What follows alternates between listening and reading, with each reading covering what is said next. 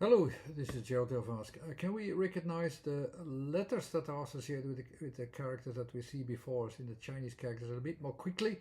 Yes, we can. Here's some the examples of easy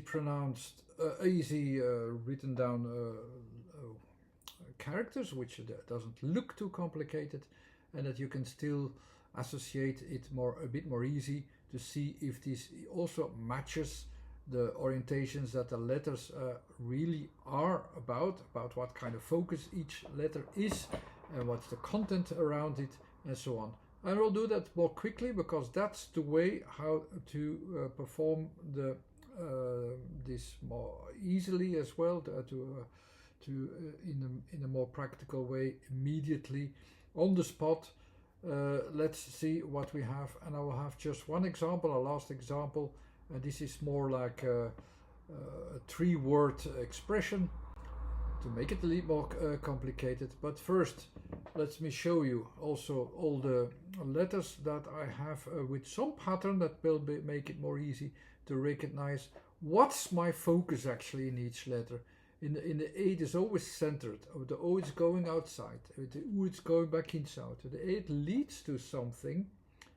And I've said actually before, yeah, it's going sideways, but that was also a bit too simple actually.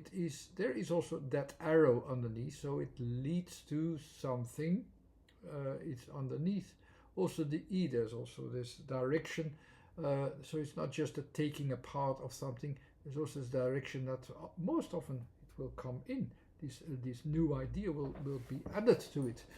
That's the idea behind it. I have a full, more complex schedule where these letters come from and why they have these associations in a geometrical sense and in all kinds of sense of focuses that look for a balance.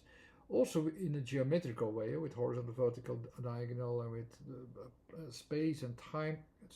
It's too much to say here, but this is the resume you can use and to remember and recognize the positions quite well. The Y, as what is going away, the N as these transition positions, the B as this, you see immediately what is enlarging.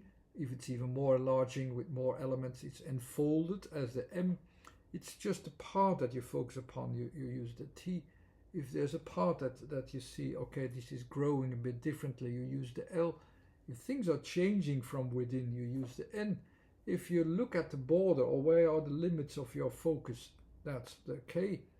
If your focus really moves to a different position in space and so on, or different positioning in space, you have the D. The space itself as a spatial frame is the H. When you connect, you use the R. When you go inwardly, you use the Z. When you go outwardly, you use the W. When you have a context that sees things in perspective where something is bigger, you use the G. There is an influence from outside, let's say, in general. From inside, it can be an influence towards that as well. You use the S. That's very simply said. The letters that can be recognized, and you actually don't need much more, but now and then it's best that you just check the theory. Do I understand this enough? And also the structure in my focus well enough, and then you can see if you understand it well enough also to interpret it according to the words themselves. And I will take this a little bit more complex word combination this time is Weishen,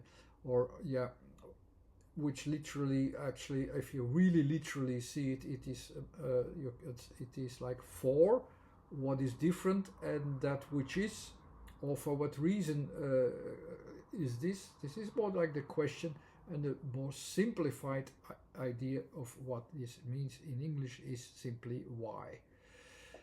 But this is, of course, into three parts. You have the way first, which is almost why, but it's a bit more specific. It also says, describes it, what it is looking for. And it starts with the W. The W is that going outwardly. It's also a follow-up of what is going outwardly. There's a lot more to say about that, but okay. Which leads to something that you can take apart. It's already vaguely recognizable in this pattern. But of course, if you want to, if it's not enough, if the sound doesn't give you enough association, go to the next layer, which is the character itself. The character itself always has this background layer of a context into the yearly cycle, how things evolve and how things are happening, and the form always fits with that formula of the yearly foundation of the work on the field, let's say. And here's we have our focus goes also to the direction of what shall I do? What kind of work shall I need to do? What kind of effort shall I need to do before I really understand this what I need?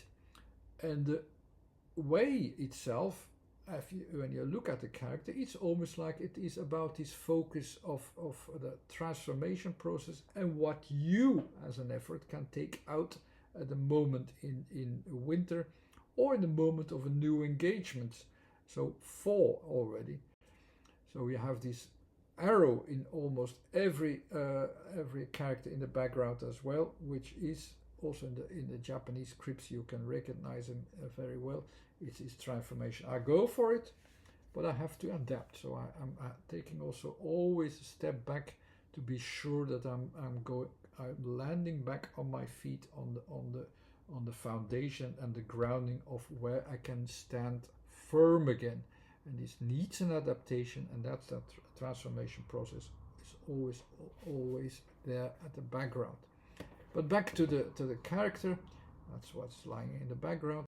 The character, of course, you have the W, which is the outwardly move, which is this, which is also the efforts which you're going to do, the follow-up that you're going to do until you can no longer do more effort and just look at what you have as remains. That's what the W is about. It's going on. You have a force in the beginning, and at the end it's lingering on in the W.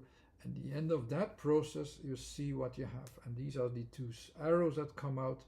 And so it leaves you with things that you can take apart. That's the other aspect of that character.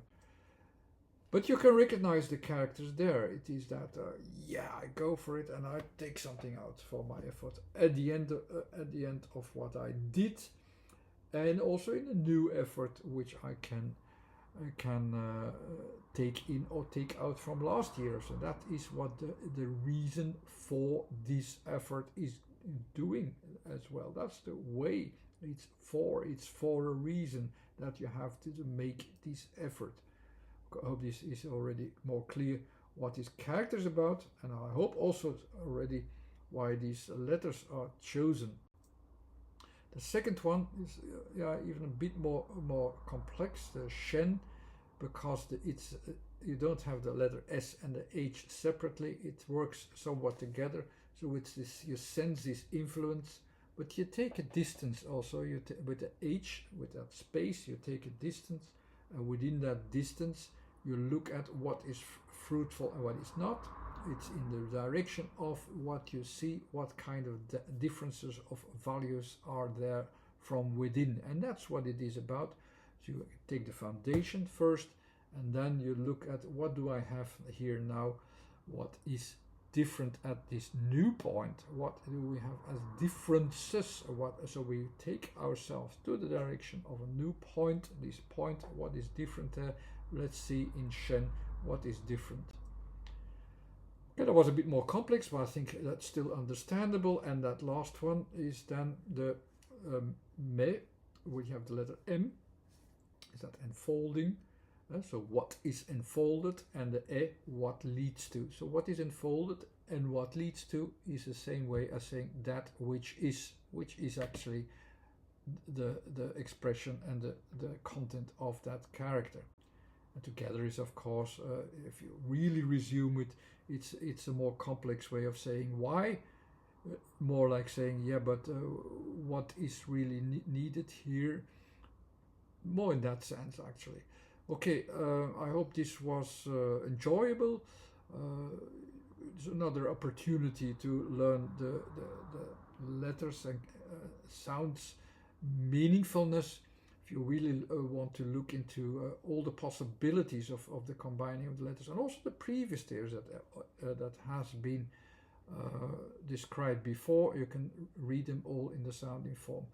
There's a list of words in soundingform.com, and you have a Facebook page there as well. Okay, thanks again for watching. Bye.